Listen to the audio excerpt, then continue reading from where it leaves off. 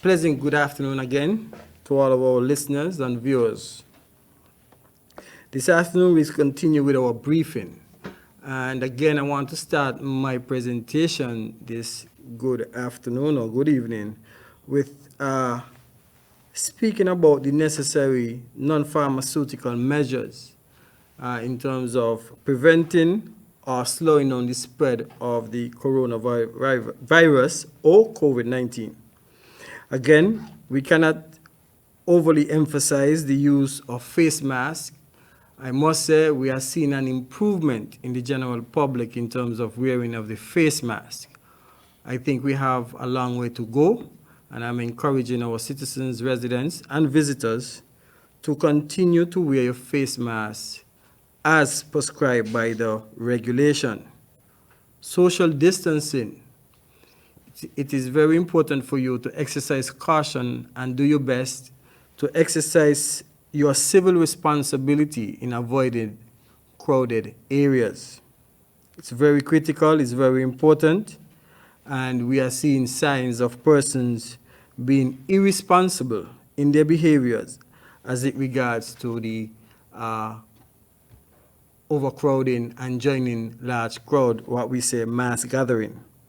Hand hygiene, touching of frequent surfaces such as doorknobs, door handles, and other surfaces that you may touch frequent, and you share these surfaces with other individuals. We are asking you to continue to exercise the precaution that is therefore advised by the health professional to continue to wash your hand and do so within a 20-second space. Now, dear citizens and residents, let's be mindful that our borders will be open, and we are doing our best to inculcate a behavioral change towards preparing you and the country for the opening of the borders. And the only thing that we have to make us a resilient country, nation, and people is by exercising some of these measures, putting them into place. And we cannot overly emphasize these things. We cannot say it enough. So again, I'm appealing to everyone to continue with these measures. The regulations are still in existence.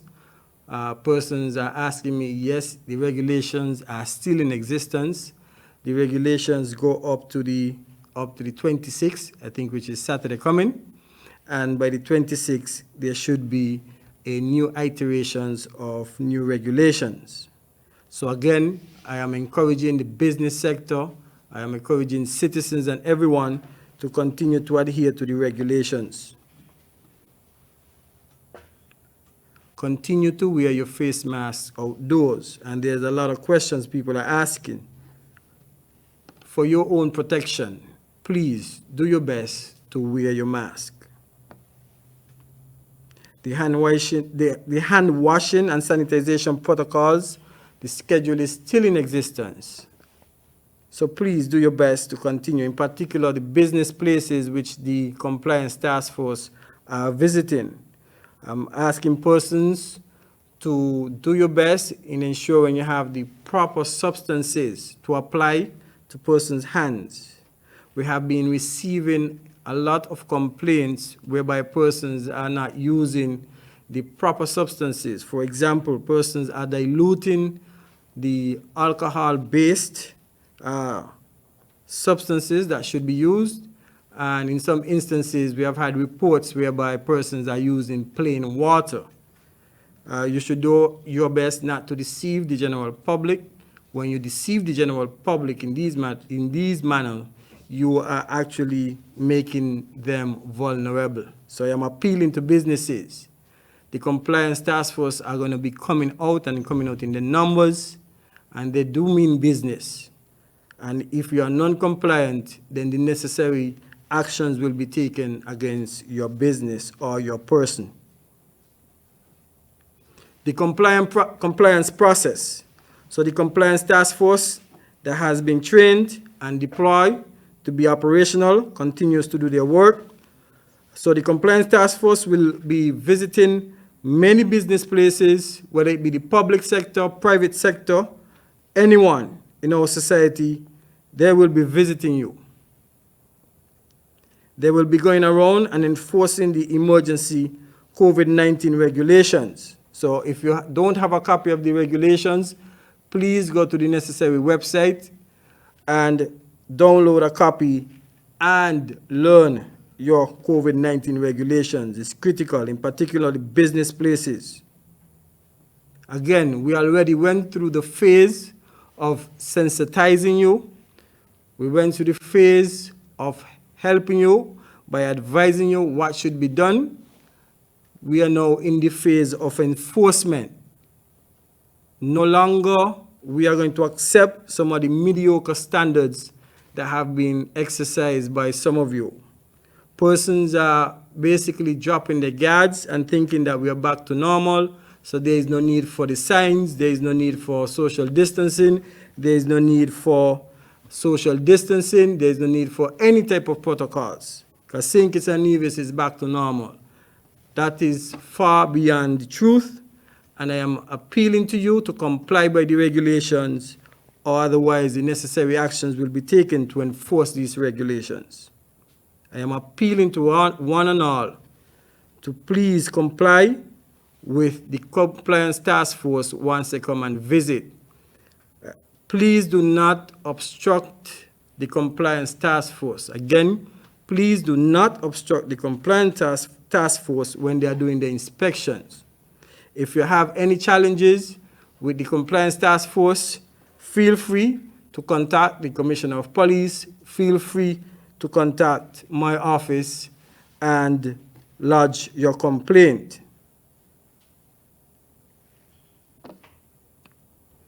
We have been receiving a number of applications for pre-approved quarantine sites on St. Kitts and on Nevis. This is the process. Let me explain it again.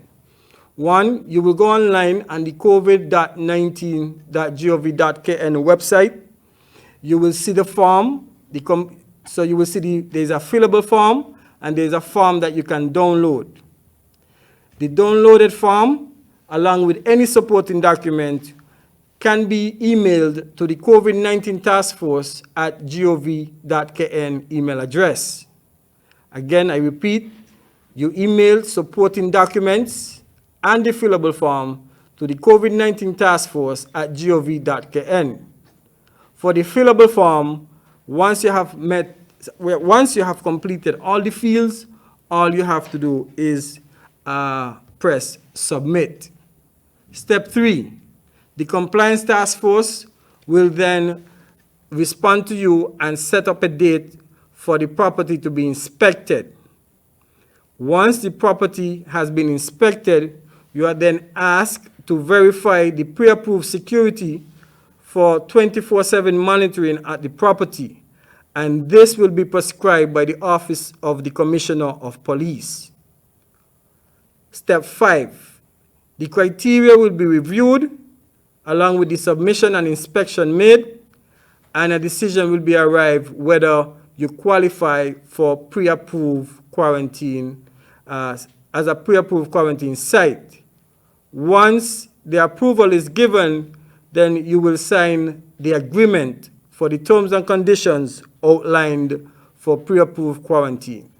Those are the 6 steps that are applicable for persons wishing to apply for a pre-approved quarantine site.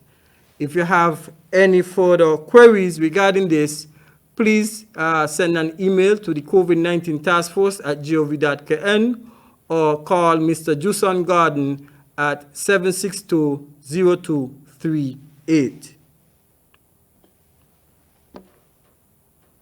NEMA is gearing up for the celebration of the International Day for Disaster Risk Reduction. And during this time, we will be celebrating a week of activities from the 11th to the 16th of October 2020. I am appealing to the general public to support this week of activities, and we will provide you with more details at a later date. We continue to monitor the activities in the Atlantic as we are still in the peak of the hurricane season.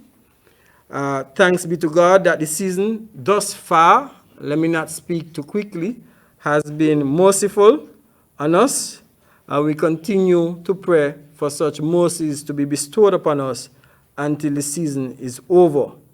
However, I am appealing to persons to use this opportunity in peacetime, that we are not impacted or affected, to continue to review your plans, and if you don't have plans, develop plans and take the necessary measures to safeguard your property, yourselves, and your livelihoods. We have now moved on to the Greek alphabet, as the regular alphabet has already been exhausted with names of storms. So now we are in the beta. We have basically used, we have used alpha and beta, and any further storms that may develop will now go into the name of gamma. So here you have a list of the remaining names, the Greek alphabet for storm names going forward until the hurricane season ends. And then you have the weather update for Wednesday 23rd, and that which is valid until tomorrow morning 8 a.m. I want to take this opportunity to again appeal to the general public that we are preparing to open the borders, and we need you to exercise all necessary and practicable precaution in terms of the non-pharmaceutical measures. As Dr. Law said, we cannot overemphasize or we cannot repeat it enough. The general public should also be aware that presently there is a request by the Royal Caribbean Cruise Line for two cruise ships that are seeking safe harbor at the Port Zante Pier here in St. Kitts. We are awaiting the decision of the cabinet, whether it will be approved or not approved for the arrival of these vessels. I am informed that the vessels are the Vision of the Seas and Brilliance of the Seas that are seeking safe harbor in our ports in St. Kitts. The vessels should be if approved, arriving sometime later this week. Again, I am appealing to the general public to take note of the information provided. Thank you for listening, and we look forward to your questions.